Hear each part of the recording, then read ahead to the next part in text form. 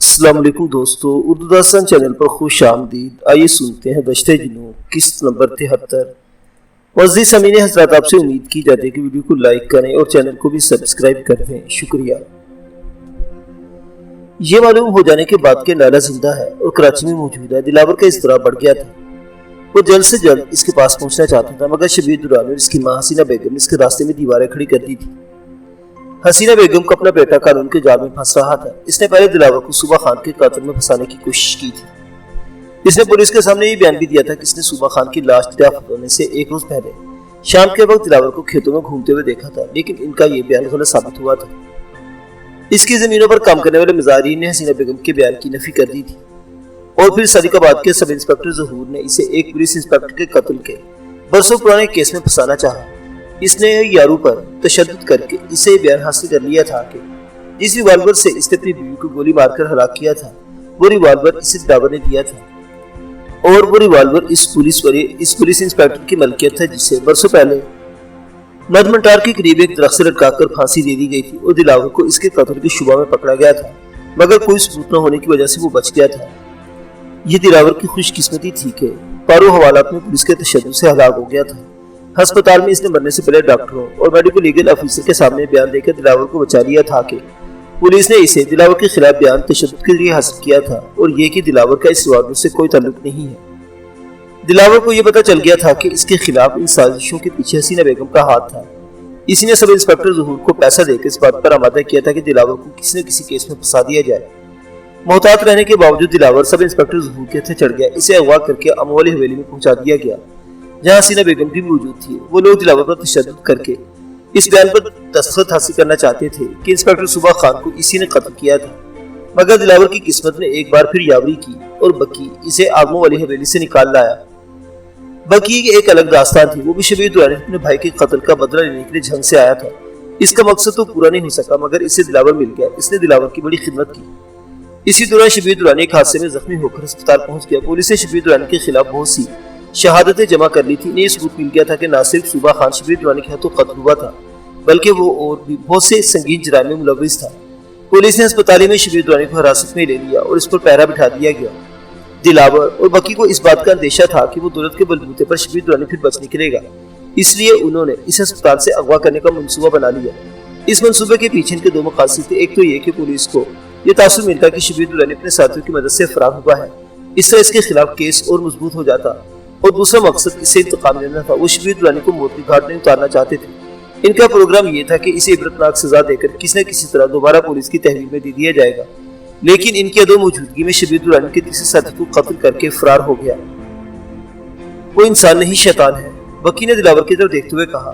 وہ دونوں اس وقت اس کوٹری کے سامنے کھڑے تھے جس کے دروازے کے اندر کی طرف ان کے تیسرے ساتھی اکرم کی لاش پڑی تھی۔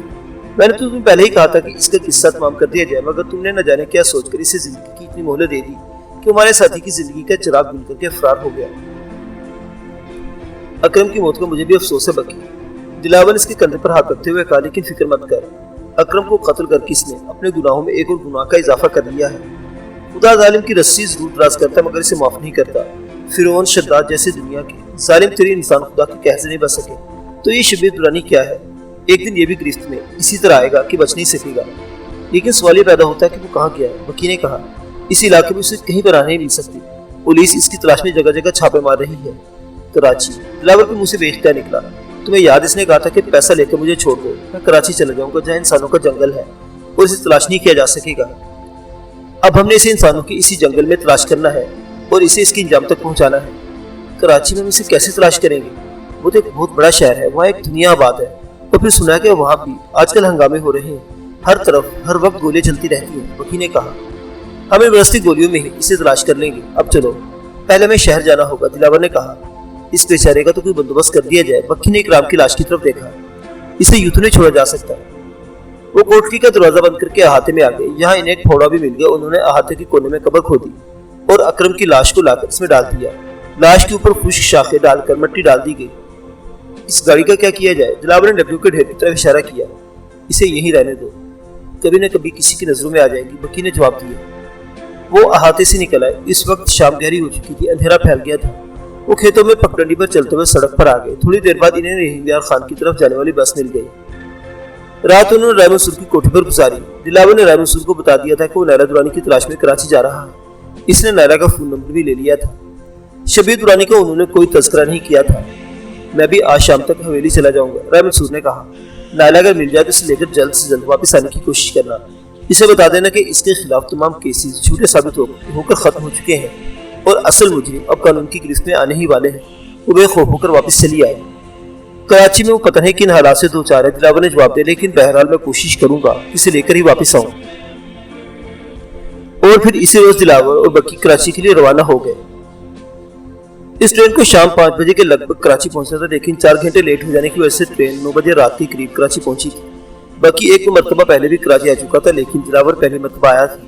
بکی کا ایک دور کا رشتہ دار پاپوش نگر میں رہتا تھا۔ پچھلی مرتبہ جب بکی کراچی آیا تھا تو انہی کے ہاں ٹھہرا تھا۔ اب اس کا ارادہ یہی تھا کہ 1-2 روز کے لیے انہی کے ہاں قیام کیا جائے۔ اس نے ایک ٹیکسی والے سے بات کی تو اس نے 200 روپے طلب کر لیے۔ کیوں بھائی، یہ میٹر کس لیے لگے ہوئے ہیں؟ بکی نے سے گھورا۔ کراچی میں ٹیکسی میٹر پر نہیں چلتی، ہماری مرضی پر چلتی ہیں، ڈرائیور نے کہا۔ تو پھر 200 روپے تو بہت زیادہ ہے، بکی نے کہا۔ میں نے تو بہت کم مانگتے ہیں۔ اس وقت کوئی ٹیکسی والا اس طرف جانے کو تیار نہیں ہوگا، ڈرائیور نے جواب دیا۔ کیوں، ادھر سیلاب آیا ہوا ہے؟ اس مرتبہ دلاور بولا۔ سیلاب نہیں، بارش، گولوں کی بارش۔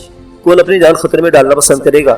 پاپوش کو پورے علاقے میں صبح سے فائرنگ ہو رہی ہے، جانا تو بیٹھ جاؤ، ساتھ میں 1-2 سواری اور بٹھا لوں گا اور عباسی شہید ہسپتال کے مین روڈ پر اتار دوں گا۔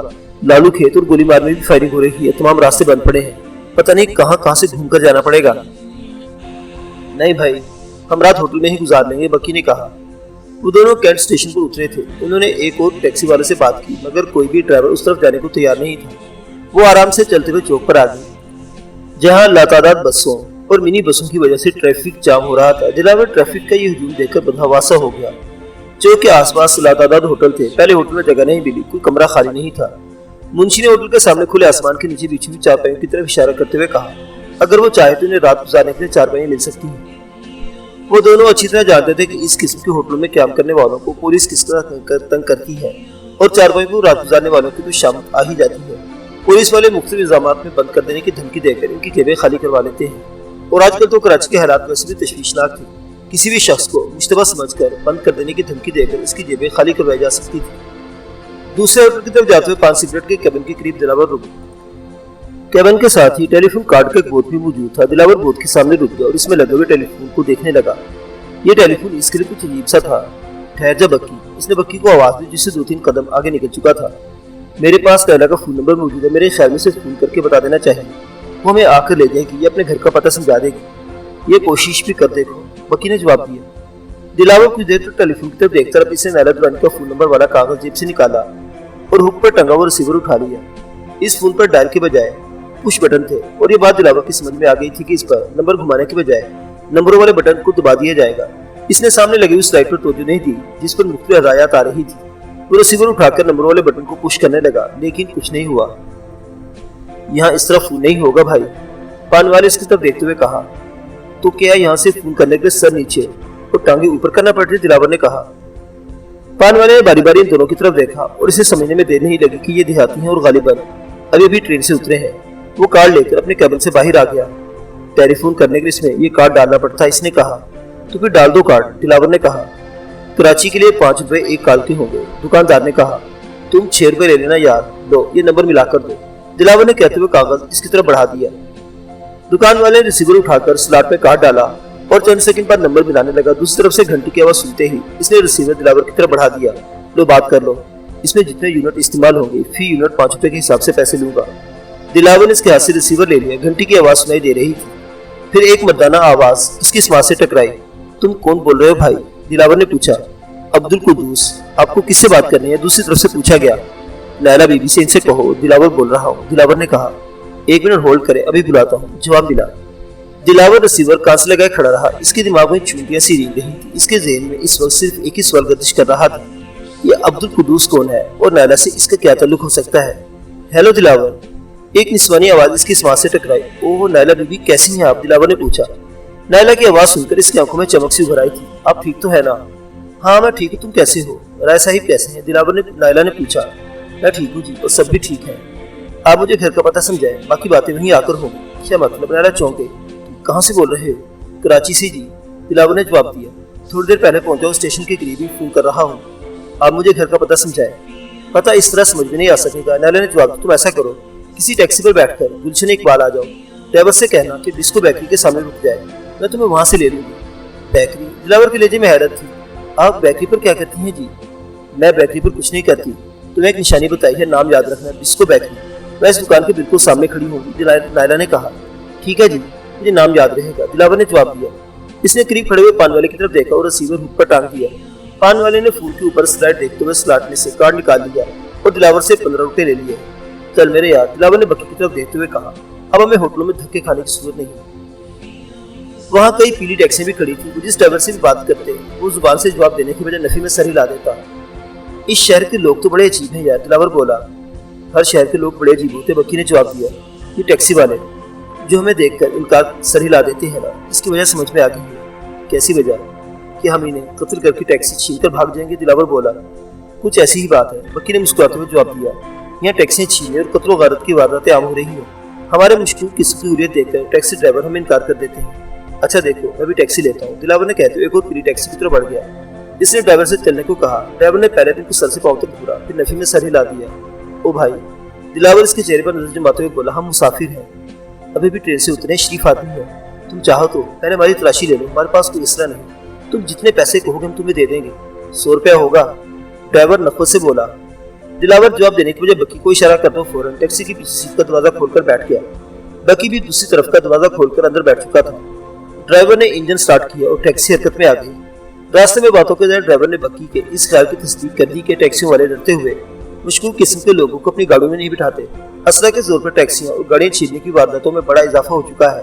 اس قسم کے 8-10 وارداتیں روز کا معمول بن چکی ہیں۔ چھینی جانے والی گاڑیاں یا ٹیکسیاں ڈکیتی یا دہشت گردی کی کسی واردات میں استعمال کرنے کے بعد چھوڑ دی جاتی ہیں۔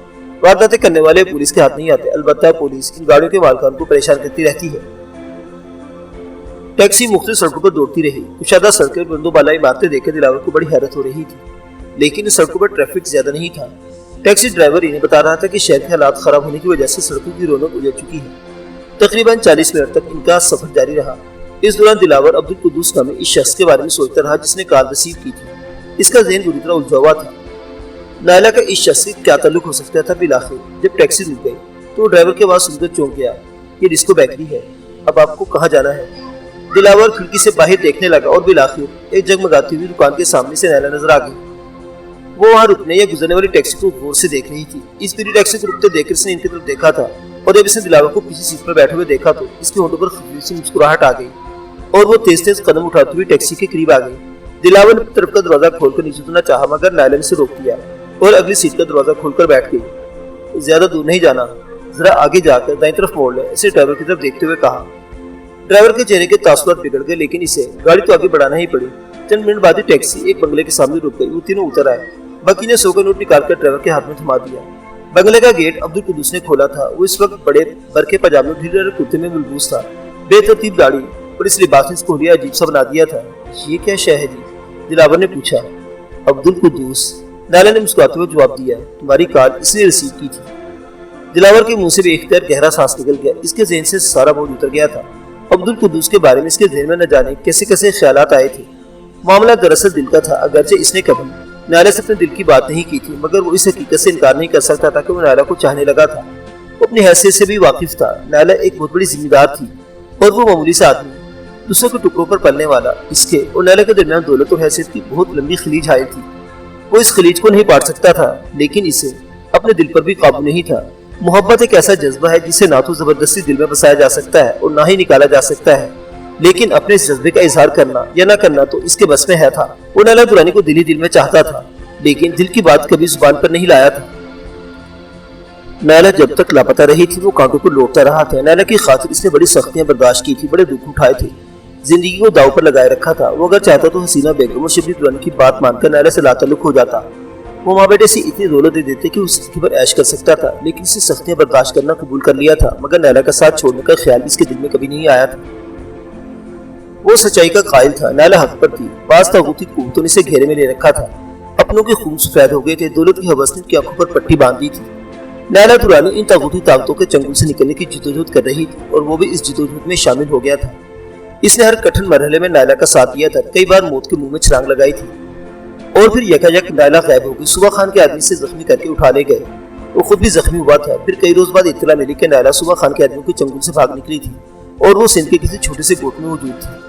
وہ اس کی تلاش میں سندھ پہنچ گیا۔ اس دوران صبح خان کا ایک بار پھر نہ صرف لیلا بلکہ اس گوٹ کی سسی نامی ایک لڑکی کو بھی اٹھا لے گیا۔ دلاور نے اس کا تعاقب و لیلا کی تلاش جاری رکھی اور اسے یہ بھی پتہ چلا کہ لیلا تھر کے صحرا میں لاپتہ ہو چکی ہے۔ اس کی تلاش میں ناکام ہونے کے بعد سب لوگ مایوس ہو چکے تھے۔ ہر شخص کا یہی خیال تھا کہ لیلا اور اس کے ساتھ سسی نامی دوسری لڑکی بھی موت کا شکار ہو چکی ہے۔ رائے منصور بھی مایوس ہو چکے تھے، لیکن دلاور مایوس نہیں ہوا تھا۔ اسے یقین تھا کہ لیلا زندہ ہے۔ اور پھر چند روز بعد جب رائے منصور نے اسے اطلاع دی کہ لیلا زندہ ہے اور کراچی میں موجود ہے تو اس پر ایک عجیب سی کیفیت طاری ہو گئی۔ وہ فوراً کراچی پہنچنا چاہتا تھا، مگر حسینہ بیگم اور شبیر درانی نے سب انسپکٹر ظہور کے ساتھ مل کر اسے اپنی سازشوں کے جال میں پھنسائے رکھا اور اب لیلا اس کے سامنے تھی۔ لیلا کو دیکھ اس کے دل پر عجیب سی کیفیت طاری ہو گئی تھی۔ وہ اس وقت ڈرائنگ روم میں بیٹھے تھے۔ سلطانہ کو دیکھ کر دلاور کی آنکھوں میں الجھن سی تیر گئی۔ یہ سسی ہے؟ اس نے سوالے نگاہوں سے لیلا کی طرف دیکھا۔ نہیں۔ لیلا اس کے منہ سے سسی کا نام سن کر چونک گئی۔ تم سسی کو جانتے ہو؟ نہیں، لیکن سننے میں آیا تھا کہ صبح خان سسی نامی لڑکی کو بھی تمہارے ساتھ سندھ کے اس گوٹ سے اٹھا لے گیا تھا۔ میں اس کے ماں باپ سے ملا تھا، بہت برا حال تھا ان کا۔ تمہارے بارے میں سب لوگ مایوس ہو چکے تھے، لیکن مجھے یقین تھا کہ تم زندہ ہو، دلاور نے کہا۔ لیلا کے ہونٹوں پر خفیف سی مسکراہٹ آ گئی۔ تمہیں میرے زندہ ہونے کا یقین کیوں تھا؟ اس نے عجیب سی نگاہوں سے دلاور کی طرف دیکھا۔ بس جی، میرا دل کہتا تھا کہ آپ زندہ ہیں، دلاور نے جواب دیا۔ وہ لیلا کو کبھی تم کہہ کر مخاطب کر رہا تھا اور کبھی آپ۔ لیلا مسکرائی۔ سنا تم نے صبح خان کے خلاف آئی جی کو شکایت کی تھی، جس کے نتیجے میں اسے ملازمت سے معطل کر دیا گیا تھا۔ اب کہاں ہے وہ اپنے انجام کو پہنچ چکا ہے، دلاور نے گہرا سانس لیتے ہوئے جواب دیا۔ وہ پناہ لینے کے لیے شبیر درانی کے پاس گلمرگ پہنچا تھا۔ شبیر درانی سے قتل کر کے لاش کنویں میں پھینک دی اور ان ماں بیٹوں نے مجھے اس قتل میں پھنسانے کی کوشش کی، لیکن بالآخر پولیس نے شبیر درانی کو حراست میں لے لیا۔ وہ اس وقت ہسپتال میں تھا۔ ہم نے اسے پولیس کے حراست سے فرار کرایا، لیکن وہ ہمارے ایک آدمی کو قتل کر کے فرار ہو گیا۔ مجھے شبہ نہیں بلکہ یقین ہے کہ وہ کراچی آیا ہوا ہے۔ اس نے تو کچیلوں کے پولیس انسپکٹر سے آپ کی موت کا سرٹیفکیٹ بھی حاصل کر لیا تھا۔ میں رائے صاحب کو سب کچھ بتا کر آیا ہوں۔ وہ ماں بیٹا اپنے مقصد میں کبھی کامیاب نہیں ہو سکتے۔ چند لمحوں کی خاموشی کے بعد دلاور اسے تفصیل سے سب کچھ بتانے لگا۔ آخر میں وہ کہہ رہا تھا، انہوں نے مجھ پر ہر حربہ آزما ڈالا، لیکن اپنے مقصد میں کامیاب نہیں ہو سکے۔ آپ بتائیں جی، کہاں رہی اور کیا بیتی آپ پر؟ لمبی کہانی ہے، لیلا نے گہرا سانس لیتے ہوئے جواب دیا۔ تم لوگ لمبے سفر سے آئے ہو، نہا دھو کر کھانا کھا لو، پھر تفصیل سے باتیں ہوں گی۔ عبدالقدوس نے انہیں غسل خانوں کا راستہ دکھایا۔ تقریباً آدھے گھنٹے بعد وہ نہا دھو کر ڈرائنگ روم میں آئے تو سلطان ان کے لیے کھانا تیار کر چکی تھی۔ ڈرائنگ روم کی میز پر ہی کھانا لگا دیا گیا۔ یہ تمہارا دوست، یہ بکی ہے، دلاور نے لیلا کی بات کا مطلب سمجھتے ہوئے کہا۔ یہ بھی اسی سانپ کا ڈسا ہوا ہے۔ موج مدار کو تو آپ جانتی ہیں، وہ اسی کا بھائی تھا جو شبیر درانی کے ہاتھوں مارا گیا تھا۔ یہ اپنے بھائی کے قتل کا انتقام لینے آیا تھا، لیکن میرے فرشتہ رحمت ثابت ہوا۔ اگر یہ بر وقت امولی حویلی میں نہ پہنچ جاتا تو اس رات میرا خاتمہ ہو چکا ہوتا۔ اب یہ بھی میرے ساتھ ہی آ گیا ہے۔ وہ یقین ہے کہ شبیر درانی وہاں سے بھاگ کر کراچی آ گیا ہے، لیکن ہم اسے جلد ہی تلاش کر لیں گے۔ یہاں اور بھی بہت سی شبیر درانی ہے، لیلا نے اس کے خاموش ہونے پر کہا۔ ہم تینوں ان سے نمٹنے کی کوشش کر رہے ہیں۔ تم دونوں کے آ جانے سے ہماری طاقت بڑھ جائے گی۔ آپ ذرا تفصیل سے بتائیے، سب کیا قصہ ہے؟ آپ یہاں تک کیسے پہنچی؟ دلاور نے سوالے نگاہوں سے اس کی طرف دیکھا۔ لیلا نے گہرا سانس لیا اور پھر انہیں سب کچھ تفصیل سے بتانے لگی۔ دلاور اور بکی کھانا کھاتے رہے، لیلا کی باتیں سنتے رہے اور دلاور کے چہرے کے تاثرات بار بار بدل رہے تھے۔ اگر لیلا کے دشمن اس کے سامنے ہوتے تو ان کی گردن میں روٹ دیتا۔ لیلا کی ہمت اور جرأت سے وہ پہلے ہی واقف تھا۔ وہ بڑی باہمت اور حوصلہ مند لڑکی تھی۔ اس نے بڑے ظلم سہے تھے اور برداشت کیے تھے۔ اگر کوئی اس کی داستان سنتا تو شاید یقین نہ کرتا، مگر دلاور اس کے ساتھ رہا تھا، اس کے بارے میں سب کچھ جانتا تھا۔ اس لیے لیلا جو کچھ بتا رہی تھی اس کے بارے میں بھی دلاور کو یقین تھا کہ اس کی کہانی میں جھوٹ کا ایک لفظ بھی شامل نہیں تھا۔ کاش میں بھی آپ کے ساتھ ہوتا۔ دلاور اس کے خاموش ہونے پر کہا، اس طرح شاید آپ کے تھوڑے بہت دکھ تو بانٹ لیتا۔ لیلا مسکرا کر رہ گئی۔ تم لوگ شبیر درانی کو یہاں کیسے تلاش کرو گے؟ سلطان نے پہلی مرتبہ کی گفتگو میں حصہ لیتے ہوئے کہا۔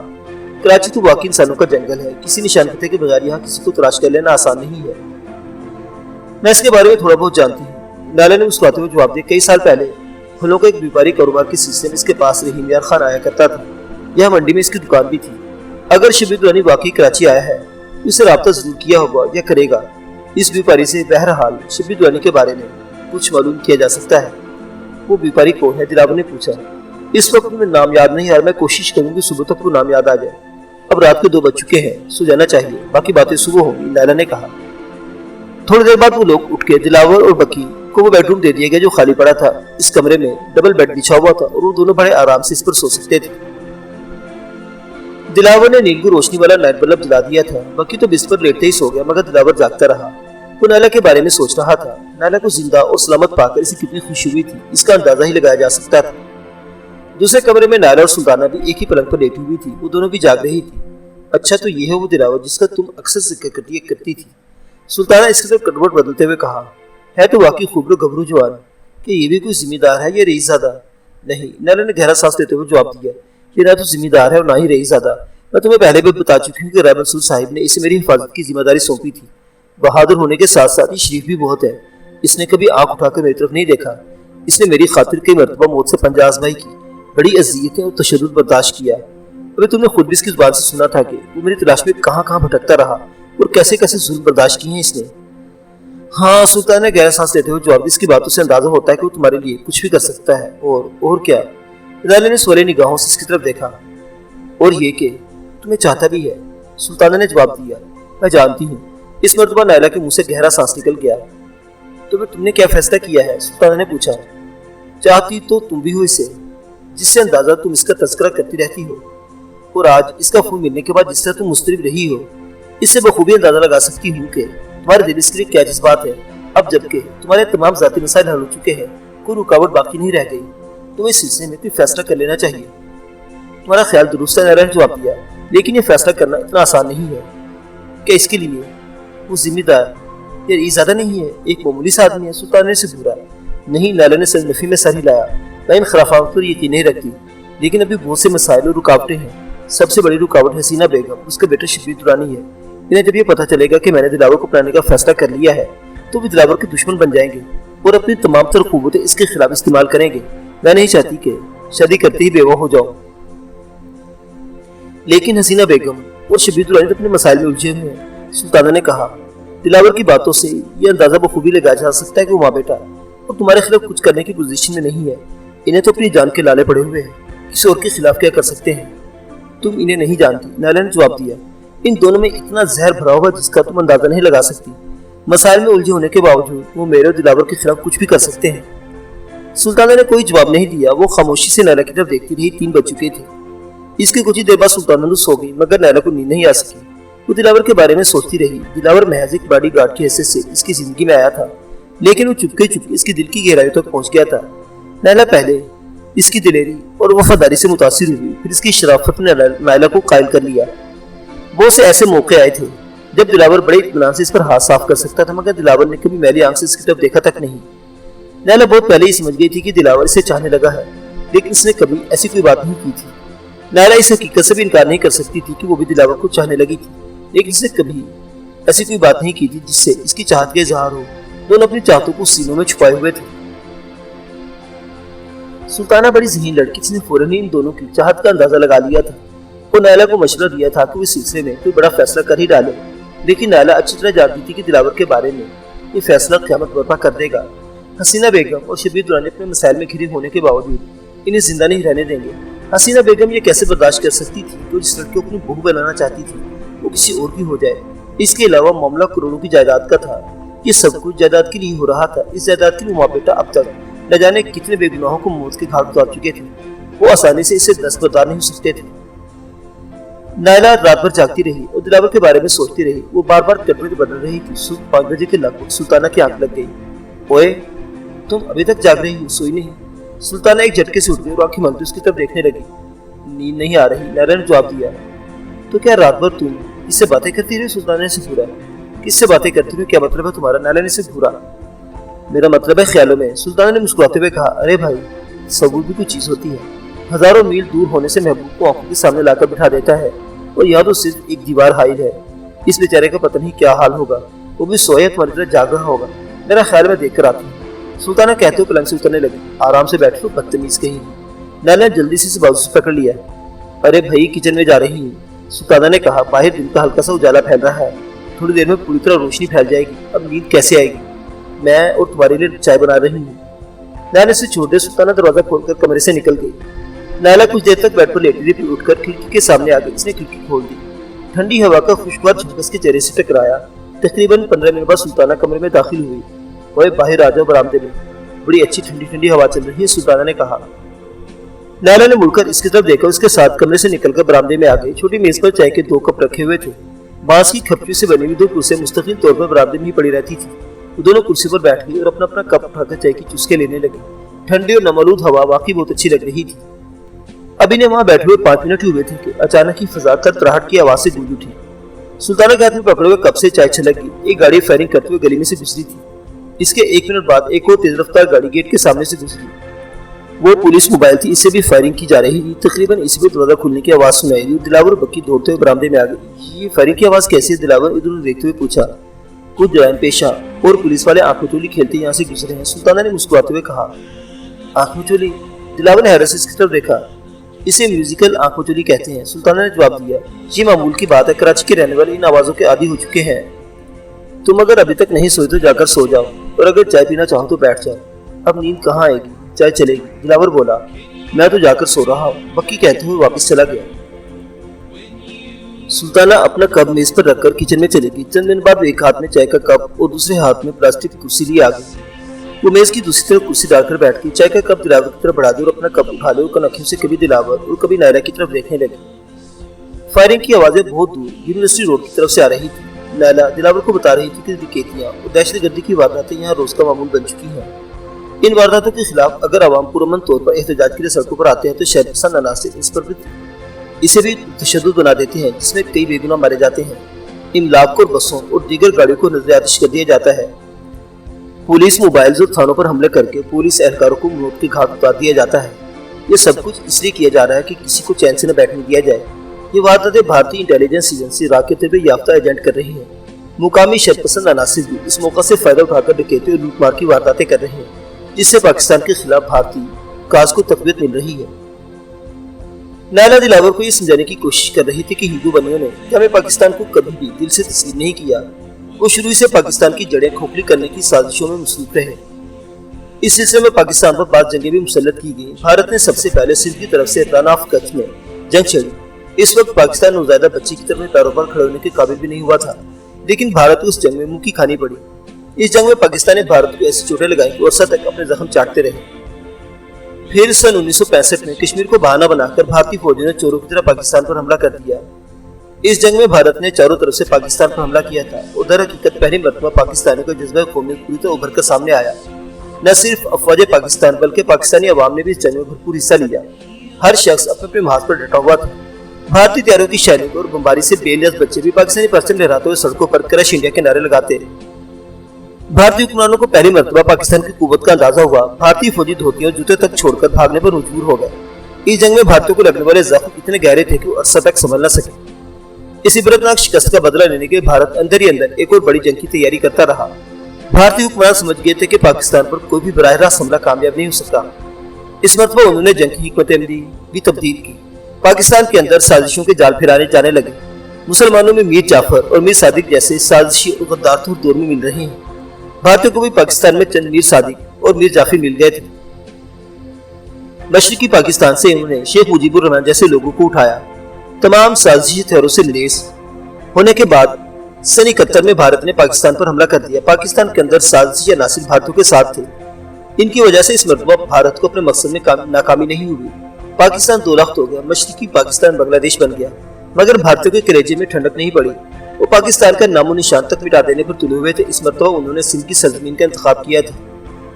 दूसरी तरफ ताकत के बलबूते पर भारत ने कश्मीर के एक बड़े हिस्से पर कब्जा जमा रखा था।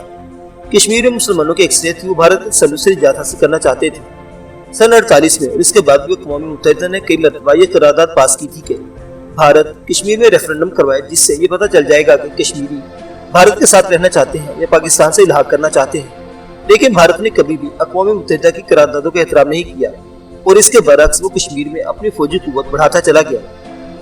कश्मीरी मुसलमान भारतीय हुक्मरानों के मजालिम से तंग आ चुके थे। वो अपनी इस सरजमीन पर गुलामों जैसी जिंदगी बसर कर रहे थे।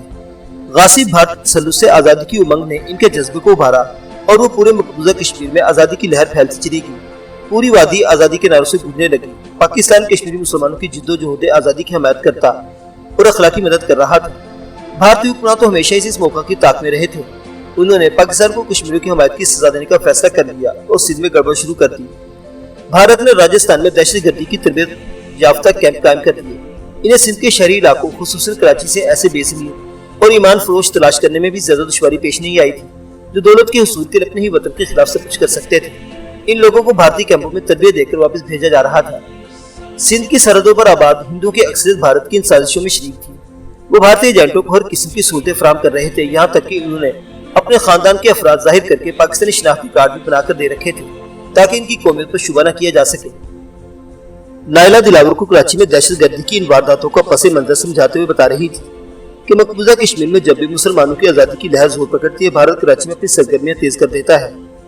اس کے تربیت یافتہ دہشت گرد اچانک سڑکوں پر آ کر بموں کے دھماکے اور گولوں کی بارش شروع کر دیتے ہیں، معصوم اور بے گناہ شہری خاک و خون میں لوٹنے لگتے ہیں۔ ان دہشت گردوں نے عبادت گاہوں کو بھی نہیں بخشا، مسجد اور امام باڑوں میں گھس کر عبادت الہی میں مشغول نمازیوں کو گولی سے چھلنی کر کے انہیں خون میں نہلا دیا جاتا ہے۔ ممکن ہے راجستھان سے واپس آنے کے بعد رحیم یا خان پہنچ جاتی، نائلہ کہہ رہی تھی، لیکن جب ہم نے کراچی کی صورتحال دیکھی تو کچھ عرصہ یہیں رکنے کا فیصلہ کر لیا۔ ہم کچھ ایسے لوگوں کے نام پتوں سے واقف تھے جنہوں نے بھارتی کیمپ میں دہشت گردی اور تخریب کاری کی تربیت حاصل کی تھی اور اب کراچی میں دہشت گردی کی وارداتوں میں مصروف ہے۔ ان میں سے کچھ کو تو ہم پکڑ کر قانون کے حوالے کر دیا اور کچھ ابھی باقی ہیں۔ ہم ان کے خلاف بھی کارروائی کے لیے موقع کی تلاش میں ہیں۔ اپنے شہر کو واپس چلیں گے؟ دلاور نے اس کے خاموش ہونے پر پوچھا۔ یہ بھی میرا شہر ہے جو زخموں سے چور ہے، نائلہ نے گہرا سانس لیتے ہوئے جواب دیا۔ میں یہاں سے اس وقت تک نہیں جاؤں گی جب تک کم از کم ان دہشت گردوں کو ٹھکانے لگا دیں جن کے بارے میں ہم جانتی ہیں۔ ہاں، تم اگر واپس آنا چاہو تو مجھے کوئی اعتراض نہیں ہوگا۔ آپ نے عجیب بات کہہ دی نائلہ بی بی، دلاور نے کہا۔ آپ کی تلاش میں تو نہ جانے کہاں کہاں گیا ہوں، اور آپ ملی ہیں تو کیا سمجھتی ہیں کہ میں آپ کو ان حالات میں چھوڑ کر جا سکتا ہوں؟ اور پھر یہ ملک میرا بھی تو وطن ہے، میں نے بھی اسی مٹی سے جنم لیا ہے۔ آپ نے جو کچھ بتایا ہے، پہلے میں ان سے ناواقف تھا، ان پڑھ جو ہوا، لیکن وطن کی محبت تو میرے دل میں تھی۔ اب آپ سے یہ سب کچھ سننے کے بعد کیا میں یہ شہر چھوڑ کر جا سکتا ہوں؟ اگر جسم کا کوئی حصہ زخمی ہوا اس کا علاج کیا جاتا ہے، اسے اس کے حال پر نہیں چھوڑ دیا جاتا۔ میں کراچی کو کیسے چھوڑ سکتا ہوں؟ آپ کے ساتھ رہ کر دہشت گردوں کا مقابلہ کروں گا، خواہ اس کے لیے میری جان ہی کیوں نہ چلی جائے۔ مجھے تم سے یہی امید تھی۔ نائلہ کے ہونٹوں میں دلکش مسکراہٹ آ گئی۔ دلاور تم ان پڑھ ہو؟ سلطان نے اس کے چہرے پر نظر جماتے ہوئے پوچھا۔ جی سلطانہ بی بی، دلاور نے جواب دیا۔ میرے والد اسکول میں استاد تھے، مجھے بھی پڑھانا چاہتے تھے، لیکن میں 4-5 جماعتوں سے زیادہ نہیں پڑھ سکا، شوق ہی نہیں تھا، اب پچھتاتا ہوں۔ لیکن تم باتیں تو بہت اچھی کر لیتے ہو، سلطانہ نے کہا۔ یہ سب کچھ میں نے انہی سے سیکھا ہے جی، دلاور نے نائلہ کی طرف اشارہ کیا۔ داناؤں نے ٹھیک ہی کہا ہے کہ جی، علم و حکمت والوں کی صحبت میں بیٹھ کر آدمی کچھ نہ کچھ تو سیکھ ہی جاتا ہے۔ تم تو واقعی کمال کے آدمی ہو، سلطانہ نے کہا۔ اسی لمحہ گیٹ کے سامنے ایک موٹر سائیکل رکنے کی آواز سنائی دی۔ سلطانہ کرسی چھوڑ کر کھڑی ہو گئی۔ دودھ والا آیا ہے تو دودھ لے کر آؤں، تم سے بات ہی کرتی ہوں۔ وہ کچن سے برتن لے کر دودھ لینے چلے گئی۔ تمہارا یہ دوست کیا نام بتایا تم نے اس کا؟ نائلہ نے دلاور کی طرف دیکھا۔ بکی، دلاور نے کہا، بڑا لکھا آدمی ہے، اس نے BA کیا ہے، جھنکا رہنے والا ہے۔ میرا مطلب ہے کہ بکی کس قسم کا آدمی ہے؟ نائلہ نے پوچھا۔ یاروں کا یار ہے جی، دلاور نے جواب دیا۔ وہ اگرچہ شبیر درانی سے اپنے بھائی کا قتل کا انتقام لینے کے لیے یہاں آیا تھا، لیکن اس مشن میں ہمارا ساتھ ضرور دے گا، انکار نہیں کرے گا۔ وہ رہا شبیر درانی کا معاملہ تو اس کی تلاش بھی جاری رکھی جا سکے گی، مل گیا تو اس سے بھی نمٹا جا سکتا ہے۔ بکی سے بات کر لینا، نائلہ نے کہا۔ اگر وہ بھی ہمارا ساتھ دینے پر آمادہ ہو جائے تو ہماری اچھی خاصی طاقت بن جائے گی، اس کی آپ فکر نہ کریں، پھر بھی میں اس سے بات کر لوں گا۔ لیکن کیا؟ نائلہ نے سوالی نگاہوں سے اس کی طرف دیکھا۔ دہشت گردوں سے نمٹنے کے لیے اسلحے کی ضرورت ہوگی، دلاور بولا۔ اس کی تم فکر مت کرو، نائلہ نے کہا۔ ہمارے پاس چند آٹومیٹک رائفلیں ہیں، امونیشن کا مزید بندوبست کر لیا جائے گا۔ اب سورج طلوع ہو چکا تھا، لان میں دھوپ پھیلنے لگی تھی، گلی میں بھی لوگوں کی تھوڑی بہت آمد و رفت شروع ہو چکی تھی۔ ارے ہاں، مجھے یاد آیا، نائلہ دلاور کی طرف دیکھتے ہوئے بولی۔ پھلوں کے اس بیپاری کا نام رسول بخش ہے، تم دن چڑھے پر عبدالقدوس کو ساتھ لے کر سبزی منڈی چلے جانا، شاید اس سے شبیر درانی کے بارے میں کچھ معلوم ہو جائے۔ ٹھیک ہے جی، دلاور نے کہا۔ پھر لان کی طرف دیکھتے ہوئے بولا، پودے سوکھ رہے ہیں، شاید بہت دنوں سے پانی نہیں دیا گیا، موقع نہیں ملتا، حالانکہ پائپ بھی لا کر رکھا ہوا ہے، نائلہ نے جواب دیا۔ آج ان کی پیاس بجھا دی جائے، دلاور کہتے ہوئے اٹھ کر لان میں آ گیا۔ پودوں کے پتے مرجھائے ہوئے تو گھاس بھی زرد ہو رہی تھی، لان میں ایک بہت بڑا پائپ بھی رول کیا ہوا پڑا تھا۔ دلاور نے پائپ کا ایک سرا اٹھایا اور نلکے کی تلاش میں ضرور دیکھنے لگا۔ اسے نلکا بھی نظر آ گیا، اس نے پائپ کھول کر ایک سرا نلکے میں پھنسایا اور دوسرا سرا اٹھا کر پودوں کو پانی دینے لگا۔